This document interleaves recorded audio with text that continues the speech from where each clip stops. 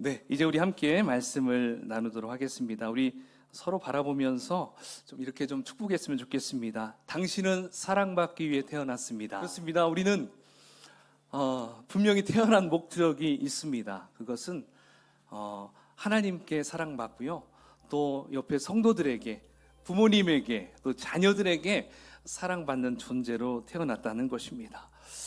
특별히 오늘 이렇게 귀하신 우리 장로님, 또 우리 집사님들 이렇게 조이풀교회 방문해 주셔서 너무 감사드립니다.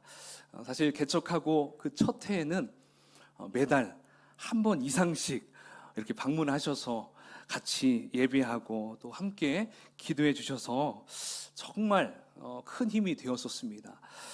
이제는 그 힘을 바탕으로 해서 우리 조이풀교회가 어쩌면 이렇게 든든히 세워졌지 않았나, 여러분들에게 정말 말씀드리고 싶고요, 정말 감사드리고 싶습니다. 네, 이 시간 우리가 함께 나눌 말씀, 먼저 지난주 말씀을 잠깐 복습하면 좋을 것 같아요.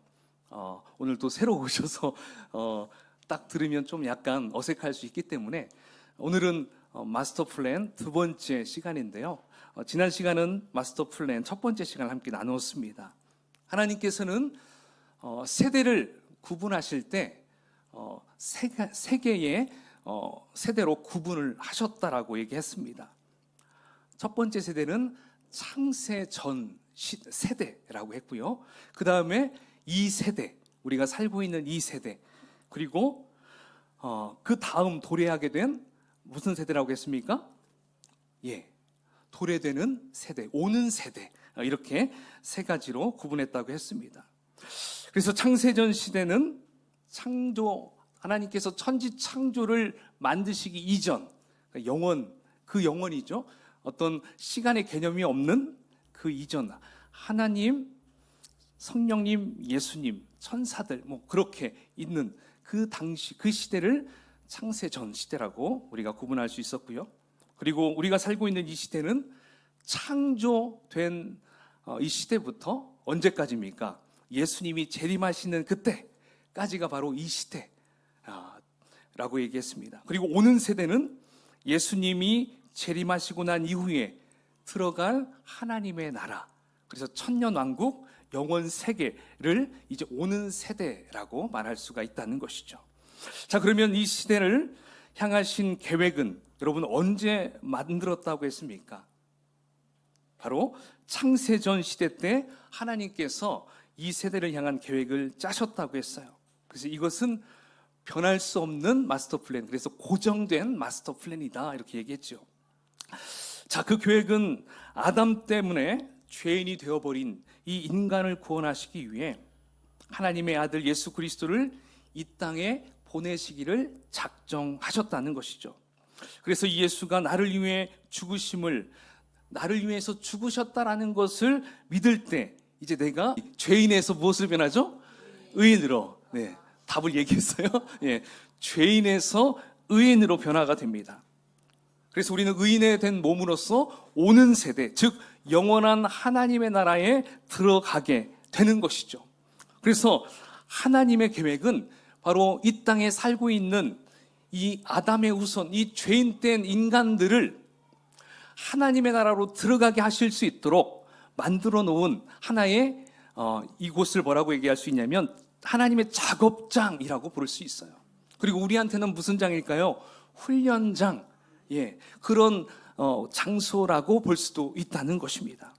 자, 여기까지가 우리가 지난 시간에 함께 살펴본 바로 하나님의 이 세대를 향하신 계획과 목적을 우리가 좀 큰 그림으로 함께 살펴보았습니다. 자, 이제 오늘은 창세전에 이 세대를 향해서 우리 하나님이 큰 틀을 잡으시고 또 기초공사를 하신 하나님께서 이제 과연 어떠한 방법으로 이 세대를 이끌어 가시는지 우리가 좀 살펴보면 좋을 것 같습니다. 그래서 여러분들이 오늘 설교를 좀 자세히 집중해서 듣게 되면요, 성경에 기록된 역사적인 흐름, 그리고 과거로부터 현재와 미래까지 어떻게 진행되어 가는지를 우리가 꿰뚫어 볼 수 있다는 것입니다. 여러분, 좀 기대가 되지 않습니까? 예, 잘 오셨습니다. 예, 오늘 너무나 귀한 말씀이 솔직히 저는 부담이 됐어요. 그래서 어제 집에 한 새벽 2시 반 정도에 들어갔어요. 말씀을 이걸 어떻게 전해야 될까 고민하면서 또 여러 가지 일을 하면서 좀 늦게까지 있었는데요. 우리가 오늘 이 본문의 말씀을 통해서 좀 하나님께서 과연 어떠한 마스터 플랜을 아주 세밀하게 잘 만들어 놓으셨는지 좀 우리가 그걸 좀 집중적으로 좀 살펴보면 좋을 것 같아요. 여러분, 어떤 건물을 지을 때, 아니 좀 이렇게 표현해 볼까요? 우리 조이풀 교회 예배당을 여러분 어떻습니까? 아름답지 않습니까? 예, 작지만 참 아름다운 예배당의 모습이 늘 저는 이 본당에 들어올 때마다 이렇게 항상 느껴져요. 그리고 생명력이 막 살아 숨쉬는 것 같아요. 막 꽃도 있고, 네, 여러 가지 이런 하나하나 디자인한 것들이 참 아름답게 느껴집니다. 근데 여러분, 이것을 이 조이풀 교회를 직접 이렇게 만들기 전에 꼭 완성돼야 될 것이 있죠. 그게 무엇일까요? 먼저 완성이 돼야 돼요. 설계도가 완성이 돼야 됩니다. 맞죠? 예, 건축하시는 분들 설계 도면이 그려져야 그 다음에 작업을 공사를 시작할 수 있어요. 사실 우리 조이풀 교회를 설계하신 집사님이 오셨어요. 예, 오신다고 하셔서 정말 깜짝 놀랐어요. 아이고, 또 설교를 위해서 또 이렇게 집사님이 와주셨구나. 예, 너무나 감사했어요. 자, 그래서 어쨌든 이 작은 개척교회를 설계하시는데도 여러분 설계 도면이 몇 장 들었을까요? 5장 정도 들었을 것 같아요. 집사님이 저에게 가져오셨는데요, 한 30몇 장 이렇게 이 정도 되는 종이로 직접 그렸어요. 또 근데 그린 것이 컴퓨터로 그린 것만큼 너무 세밀하게 정확하게 다 하셨더라고요. 깜짝 놀랐죠. 예. 그러니까 그 정도의 양의 설계도가 필요한 것은 왜 이렇게 많이 필요할까 생각해 볼 때 바로 그 도면 한 장 한 장이 다 쓰여질 용도가 다 있었던 거였어요. 각 호실의 배치도, 그리고 전기선의 배치, 그리고 수돗물에 흐르는 노선, 가스 배선, 소방시설의 배선, 음향 라인, 이것부터 여러분 보이지 않는 라인이요, 여기 곳곳에 다 있다는 것이죠. 바로 그 도면에 하나하나 다 그렇게 그려져 있었습니다. 바로 이러한 로드맵을 짠 다음에 그 다음에 실제 작업을 착수하게 되는 걸 볼 수 있어요. 그래서 교회가 여러분 다 완성이 되었을 때 그 교회의 시작부터 마무리까지 그 건축 과정을 알고 싶으면 우리가 무엇을 보면 될까요? 그 설교 도면에 나와 있는 로드맵을 보면 우리가 어느 정도 그걸 알 수 있어요. 여기서 치수가 어느 정도 될까? 직접 안 재봐도 그걸 보면 알 수 있다는 것이죠. 여러분, 이처럼 우리가 살고 있는 이 세대도 마찬가지입니다. 하나님께서 이 세대를 창조하시기 전에 이미 이 세대에 대한 설계도를 완성하시고 이제 천지 만물을 창조하셨다라는 것입니다. 그런데 이때 하나님께서는 그냥 큰 틀만 만들어 놓은 것이 아니라 그 안에 세부적인 그림들, 즉 로드맵까지 다 만들어 놓았다는 것을 우리가 알아야 한다는 것이죠. 그러므로 우리가 하나님께서 만드신 이 세부적인 로드맵을 알게 되면 바로 이 시대의 하나님의 마스터 플랜인 이 성경을 이해하는데 너무나 효과적이라는 것입니다. 그냥 무턱대고 우리가 성경을 읽으면 검은 것은 글자요 하얀 건 종이 이렇게밖에 생각 못할 때가 참 많아요. 이해할 것만 이해하고 모르는 건 그대로 끝나는 경우가 있죠. 그런데 우리가 하나님의 그 설계 도면을 먼저 보게 되면 어떻게 될까요? 예, 하나님의 그 만드시는 그 계획을 우리가 한눈으로 볼 수 있다는 것이죠. 자, 여러분에게 한 가지 질문을 해보겠습니다. 정답을 맞히신 분에게 선물은 없어요. 네. 자, 잘 들어보십시오. 여러분, 우리가 성경을 이렇게 해석할 때 또는 성경을 좀 더 알고 싶을 때 구약부터 읽고 신약으로 가는 게 좋을까요? 아니면 신약부터 읽고 구약을 읽는 게 좋을까요? 1번일까요? 2번일까요? 시작. 2번. 2번이 정답입니다. 2번. 왜 그럴까? 여러분, 혹시 영화를 이렇게 먼저 보았을 경우에 아니면 극장에 갔는데, 옛날에는 지금은 처음부터 꼭 봐야 되잖아요. 근데 옛날에는 도중에 들어가도 괜찮아요. 예. 그래서 도중에 극장에 딱 들어갔어요. 시간이 없고 해서 뒤에부터 보고 앞을 보자 이렇게 할 때도 있잖아요. 자, 근데 뒤에부터 봐버리면 어때요? 앞에서부터 볼 때, 이래서 이랬구나, 이래서 이랬구나, 다 알죠. 예. 그리고 먼저 본 친구가, 그걸 스포라고 하죠. 예. 미리 결말을 다 얘기해버리면, 예. 가서 처음부터 볼 때 싱겁죠. 예. 그러니까 영화는 재미있게 보려면 앞에서부터, 어떻게 될까, 이렇게 보야 재미있겠지만, 성경은 구약부터 보다면 너무나 힘들어서 도저히 포기해버려요. 이게 뭐야. 계속 죽이고, 예, 무슨 이렇게 법이 많고, 막 그러다가 포기해버려요. 근데 신약을 먼저 딱 읽고 나서 구약을 딱 읽으면요, 우와, 계속 말씀이 열리는 것이죠. 그래서 우리가 신약을 먼저, 우리가 그래서 올 초에 신약부터 통독을 했잖아요. 이제 내년에는 구약을 이렇게 또 볼 수 있으면 좋을 것 같아요. 바로 이처럼 우리가 마지막 결론을 보게 되면, 예, 그 설계한 사람의 그 마음을 알 수 있고 그 모든 과정들을 다 알 수 있다라는 것입니다. 자, 그러므로 우리가 구약에서 말하려고 하는 그 메시아, 사실 구약 성경은 오실 메시아에 대해서 계속적으로 예언한 말씀이거든요. 그러니까 그 메시아를 계속 오실 메시아를 보면서 답답해하는 것보다 신약 성경 오신 메시아 누굽니까? 우리 예수 그리스도를, 그 실체를 보게 되면 어떻습니까? 분명히 그 오실 메시아에 대해서 더 확실히 알 수가 있다는 것입니다. 자, 이제부터 그러면 이 시대의, 이 세대의 세부적인 하나님의 로드맵을 좀 살펴보면 좋을 것 같아요. 자, 우리가 하나님의 로드맵, 세부적인 계획을 알기 위해서는 바로 때와 기한을 알아야 합니다. 그래서 헬라어로 때를 뭐라고 하냐면 카이로스라고 합니다. 카이로스 들어보셨죠? 카이로스. 자, 이것은 어떤 숫자적인 시간을 말하는 것이 아니라 어떤 시간의 성격을 말합니다. 그래서 때라고 얘기할 수 있고, 영어로면 시즌, 자, 이렇게 이야기할 수 있죠. 가령 어린아이들이 자라는 시기를 말할 때 어떻게 얘기합니까? 처음에 유아기, 그 다음에 유치원생, 그 다음에 초등학생, 중학생, 고등학생 좀 이렇게 쭉 진행이 되잖아요. 바로 그러한 그때 그 시기를 바로 카이로스라고 말한다는 것이죠. 자, 그에 반해서 기한, 이 기한은 시기라고 말할 수 있어요. 시기. 자, 이것은 헬라어로서 크로노스라고 얘기를 합니다. 자, 이것은 실제 숫자적인 시간을 의미해요.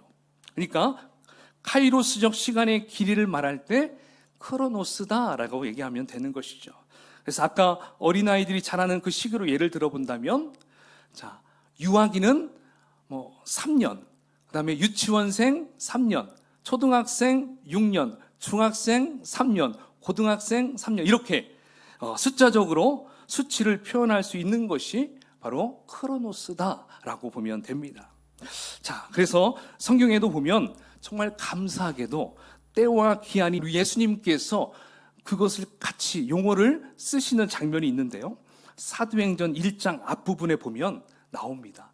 자, 거기에 보면 예수님께서 부활하신 후에 제자들과 만나서 마지막 지상명령을 하시기 전에 이제 하나님 나라의 일을 이야기해 주는 부분이 나옵니다. 자, 이때 제자들이 예수님께 이렇게 질문하죠. 우리 함께 사도행전 1장 6절을 읽어볼까요? 자, 그 다음 화면 1장 6절, 예, 시작. 주께서, 네, 자, 이 질문은 뭐예요? 예수님께서 이제 통치하실 그 메시아의 때, 바로 그 카이로스가 이제 시작되는 겁니까? 라고 묻는 거예요. 이제 왕으로 입성하셔서 이 세상을 통치하시는 겁니까? 묻습니다. 그러니까 예수님께서 이렇게 대답하십니다. 때와 기한은 아버지께서 자기의 권한에 두셨으니 너희가 알 바 아니요. 자, 여기서 예수님께서 말씀하시는 그 단어를 보니까 여기서 때, 이 때는 카이로스를 의미하고요. 기한, 이 기한은 실제 기간을 얘기하겠죠. 바로 크로노스라고 볼 수 있습니다. 그러니까 이 카이로스와 크로노스를 그 자리에 배치하는 일은 오직 누구만 할 수 있다는 겁니까? 오직 성부 하나님의 고유 권한이다. 그분의 권한이기 때문에 누구도 건들 수 없다라고 말씀합니다. 그러니까 이 세대는 하나님의 통치 아래 있는 것이며 바로 하나님의 마스터 플랜에 따라 진행되고 있다는 것을 보여주는 말씀입니다. 자, 그렇다면 하나님께서는 과연 이 세대를 어떠한 카이로스로 구분을 하셨을까요? 제가 여러분들에게 이렇게 정리한 것을 보여드리겠습니다. 자, 아담으로부터 이 세대가 시작되었습니다. 자, 그러면 아담에서부터 노아의 때. 자, 그 다음 화면을 보여주세요. 자, 그 다음에 두 번째는, 혹시 안 받으셨나요? 방송실? 네. 자, 두 번째는 노아의 때에서 아브라함의 때. 자, 이것이 지금 카이로스적인 때라고 볼 수가 있어요. 그 다음에 셋째는 아브라함에서 야곱, 이스라엘의 때까지입니다. 그리고 넷째는요, 야곱 때에서 바벨론 포로 때까지를 또 하나의 카이로스로 보고요. 그 다음에 다섯 번째는 바벨론 포로에서 예루살렘 성벽 재건 때까지라고 볼 수가 있습니다. 바로 이렇게 유대인의 카이로스는요, 여러분 우리가 설교를 통해서 많이 들었을 것입니다. 또는 개인 통독을 통해서 어느 정도 잘 다루고 있기 때문에 이 부분은 넘어가야 됩니다. 이것까지 다 설명하면 오늘 하루가 지나가야 됩니다. 그러니까 이 부분은 여러분이 잘 알고 있는 부분이기 때문에 넘어갔습니다. 자, 더 중요한 것이 있어요. 그것은 바로 이방인의 때, 이방인의 카이로스는 어떻게 시작이 되고 어느 시점에 종결이 되는지를 우리가 알아야 한다는 것입니다. 자, 이것을 알아야 나의 현재 위치를 알 수 있고요. 또한 이 시대의 흐름을 조명할 수 있고, 그리고 하나님께서 이 시대를 어떻게 이끌어 가시는지를 우리가 알 수 있다는 것입니다. 자, 그리고 또 이방인을 향한 하나님의 마음과 내 삶의 방향을 내가 주님이 기뻐하시는 쪽으로 계속적으로 잡아갈 수 있게 된다는 것입니다. 그래서 바로 이방인을 향한 하나님의 카이로스를 이 시간 좀 살펴보면 좋을 것 같은데요. 그 부분이 바로 우리가 함께 읽었던 그 본문 말씀, 다니엘서 9장 24절로 27절까지의 말씀에서 그것이 기록이 되어 있습니다. 자, 먼저 24절 말씀을 우리 함께 읽어보겠습니다. 시작. 내 백성과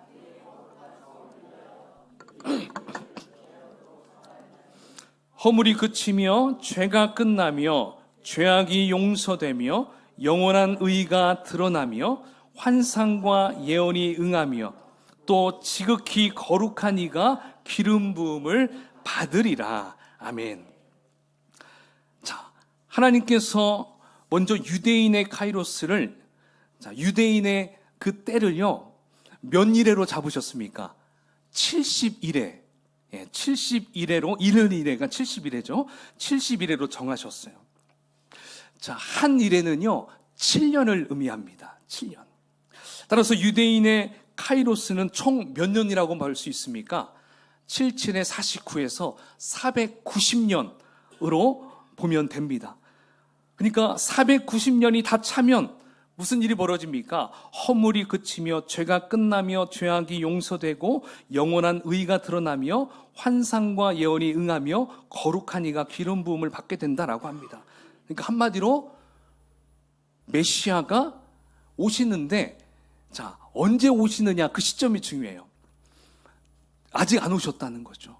그러니까 이때는 초림 예수님이라고 생각할 수 있겠지만 실제적으로는 재림하실 예수님을 말하고 있습니다. 그러니까 유대인의 카이로스의 끝은 예수님께서 다시 오시는 그 날을 의미한다라고 말할 수가 있습니다. 근데 여러분, 이상하죠? 다니엘서가 기록된 때는 어때요? 예수님이 태어나시기도 전이었고 지금부터 약 2500년 전에 쓰여진 책인데, 그렇다면 490년이라고 그 숫자가 지났습니까? 안 지났습니까? 이미 지난 거잖아요. 그렇죠?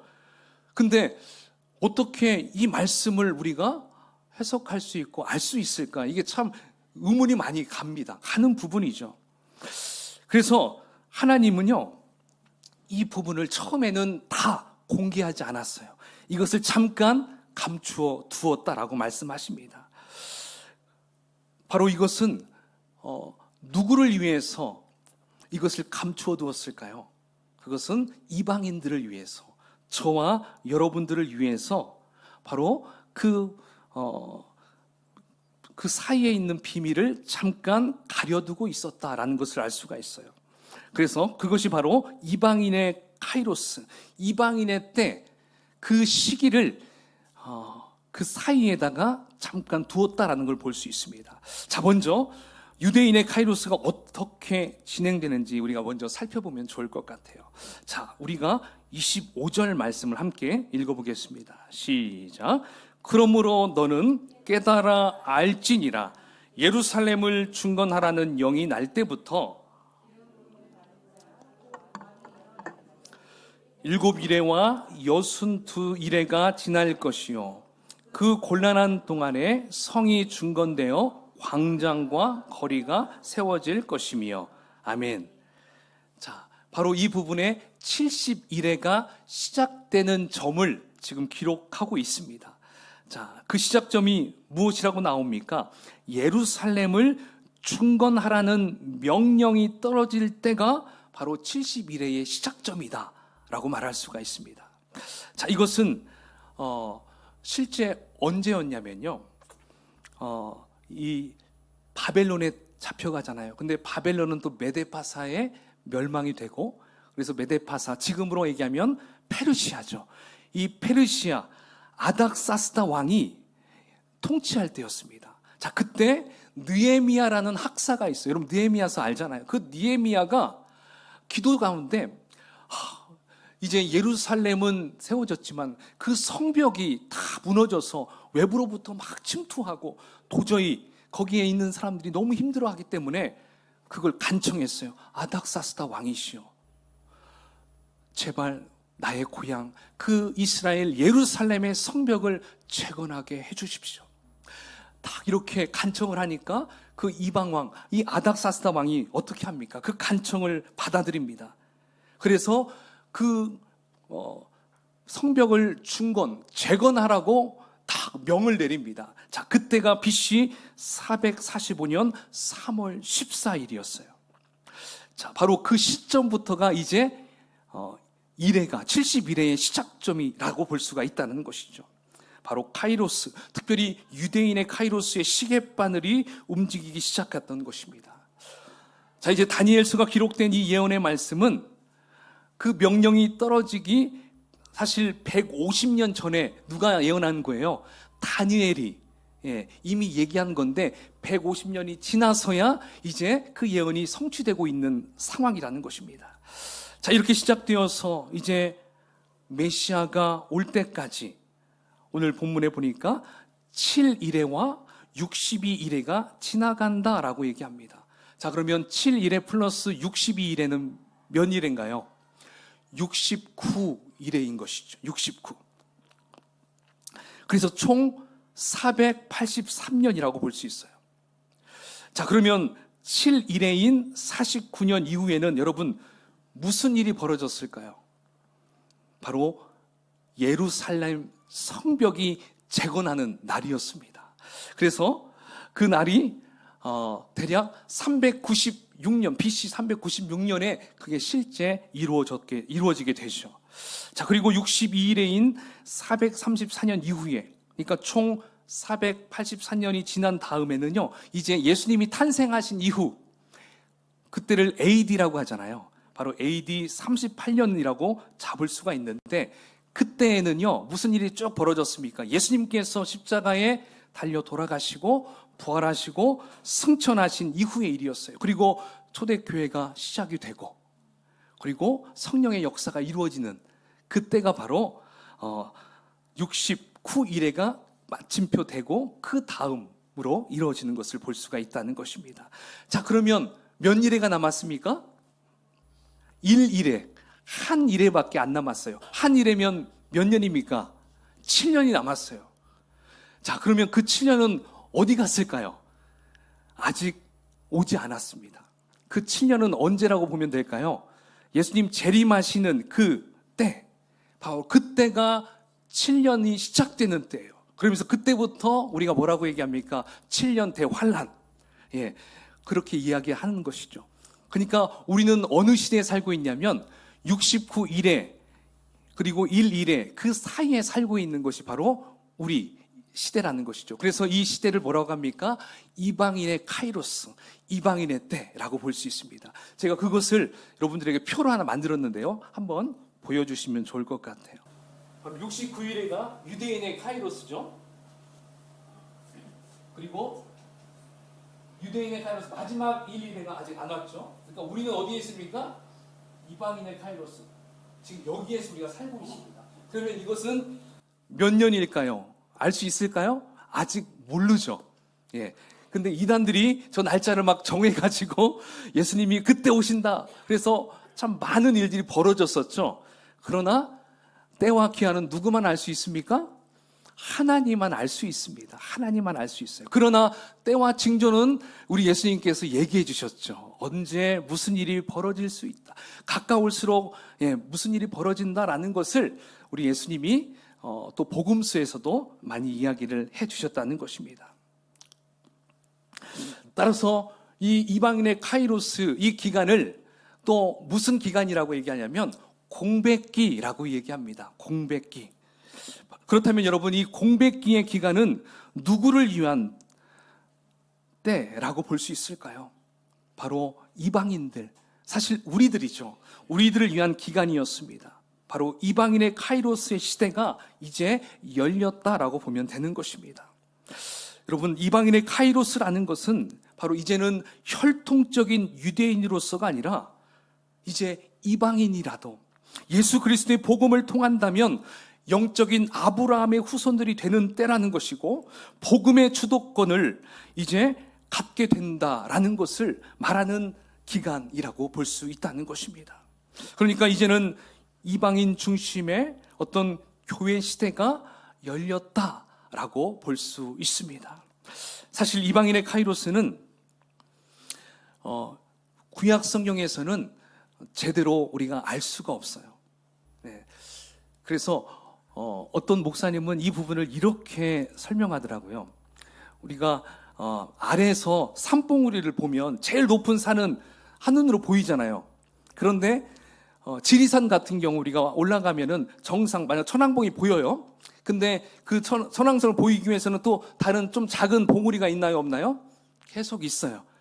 근데 이 다니엘의 시점으로 봤을 때는 그 아래 골짜기의 일들은 모르는 거예요.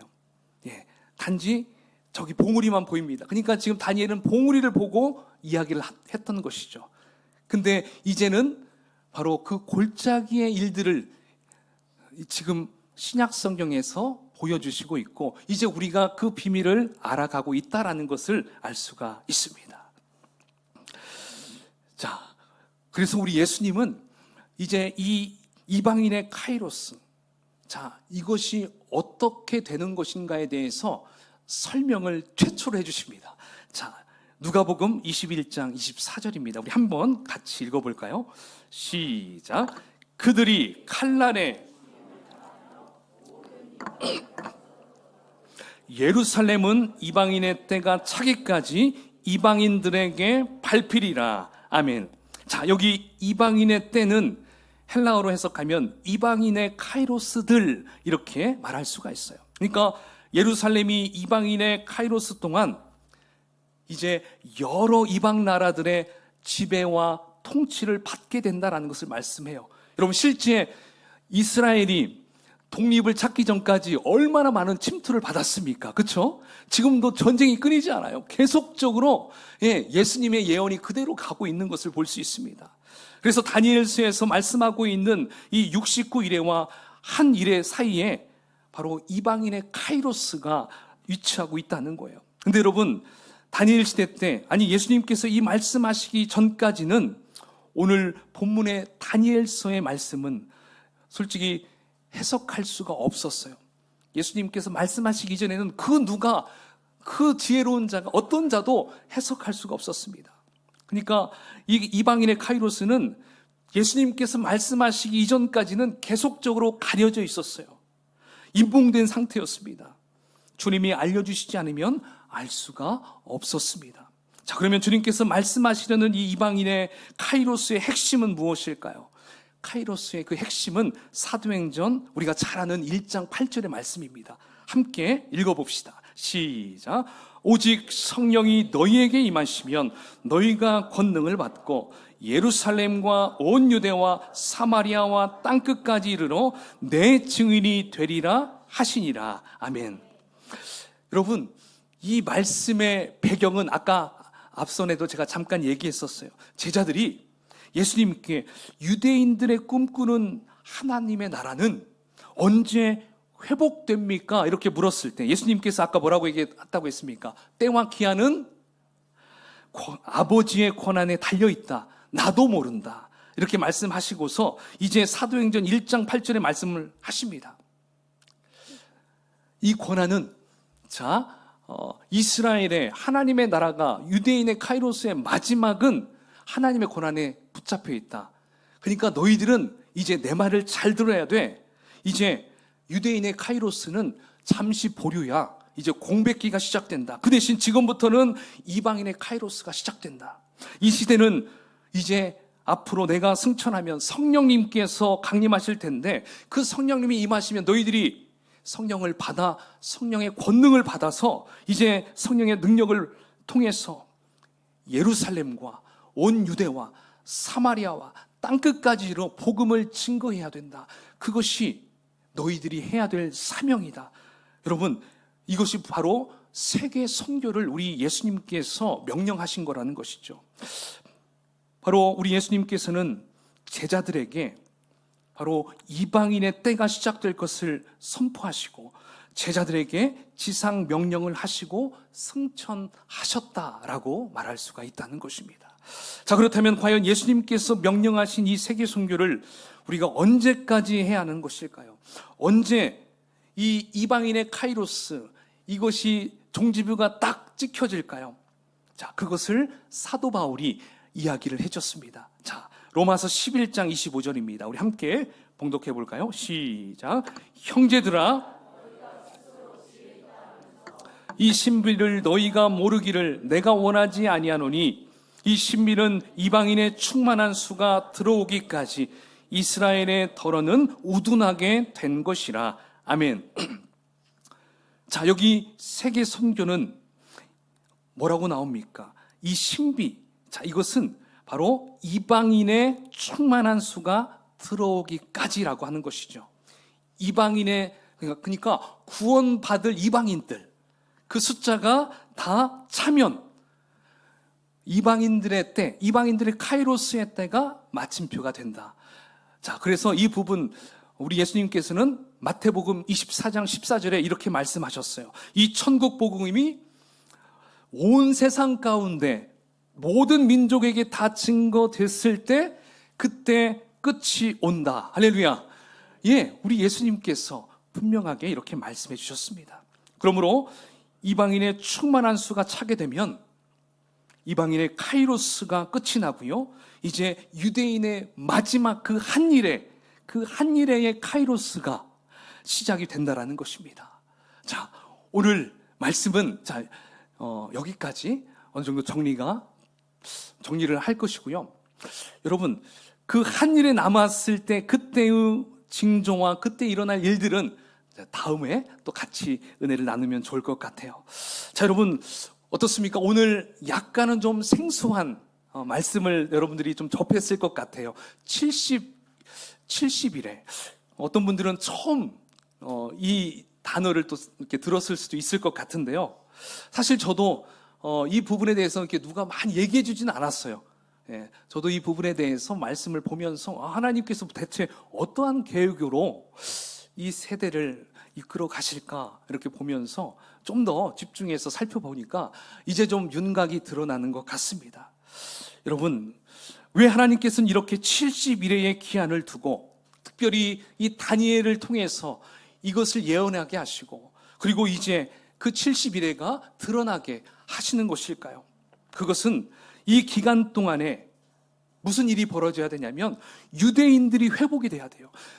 타락하고 하나님을 떠난 그 유대인들이 돌아와야 되는 것이죠. 그 다음 바로 이방인들을 향한 구원이죠. 하나님은 이방인들을 버려두지 않습니다. 우리를 끝까지 바라보시고 돌아오기를 원하신다는 것이죠. 바로 유대인의 회복과 이방인의 구원을 염두에 두시고 이 70일에라는 로드맵을 짰었던 것이었습니다. 그래서 마지막 한 일회가 돌아가기까지 이방인 구원을 위해 성령님께서 교회를 통해서 역사하시고 또한 온 열방 가운데로 선교사들이 들어가서 선교를 할 수 있도록 만들어 주신 것입니다. 자, 그러면 이방인들이 주님께로 막 돌아오는 것을 곁에서 누가 볼까요? 유대인들도 봅니다. 유태인들도 그것을 계속 목격합니다. 그러면서 하나 둘씩 깨닫게 되죠. 아, 우리가 기다리던 그 메시아가, 우리 조상이 죽였던 그 예수가 맞구나. 이것을 그들이 깨닫게 되고 이제 유대인들이 하나님 앞에 회개하고 예수님을 믿게 되는 것입니다. 그러면 무슨 일이 일어날까요? 이제 이스라엘이 회복이 되고 이제 마지막 한 일회의 때가 다가오게 된다는 것입니다. 이해가 되시죠? 여러분, 사실 놀라운 일이 지금 벌어지고 있대요. 이런 일들이 벌어집니다. 이제 성경 번역이 모든 나라의 언어로 다 번역이 되었다고 합니다. 이제 2025년에는요 그 번역된 성경을 다 그 세계 곳곳으로 보급을 하려고 지금 계획을 하고 있다고 해요. 그리고 이스라엘 땅에 300개의 개신교 교회가 세워지고 있습니다. 그리고 12만 명의 이제 개종한 유대교회에서 이제 기독교, 개신교로 개종하는 사람들이 무려 12만 명이 되어오고 있대요. 유대인들이 그렇게 많이 이제 예수님을 진정한 메시아로 여기고 주님께로 돌아오는 자들이 그렇게 많아서 매주마다 뜨겁게 예배를 드린다고 합니다. 여러분, 이것은 무엇을 의미하는 것일까요? 진짜로 마지막 한 일회가 도래할 날이 멀지 않았다라는 것을 우리는 짐작할 수 있게 되는 것입니다. 그리고 우리 주님께서 이제 재림하실 날이 곧 다가오시는구나. 어쩌면 우리가 살아있을 때 주님이 오실 수도 있겠구나. 할렐루야. 우리가 죽지 않고 주님을 만날 수 있는 놀라운 그 역사함을 경험할 수 있겠구나. 우리가 이것을 알 수 있다라는 것입니다. 그러므로 이제 우리는 우리에게 주어진 시간들을 어떻게 활용하면 될까요? 그것은 바로 이 시대는 하나님께서 우리를 구원하기 위해서 잠깐 우리에게 허락하신 공백기로서 유대인도 돌아오게 하시고 우리도 주님께로 돌아오게 할 수 있는 너무나 황금 같은 시기이구나. 할렐루야. 이것을 좀 깨닫고요, 우리 두 발은 땅에 밟고 있지만 늘 우리의 시선은 어떻게 해야 될까요?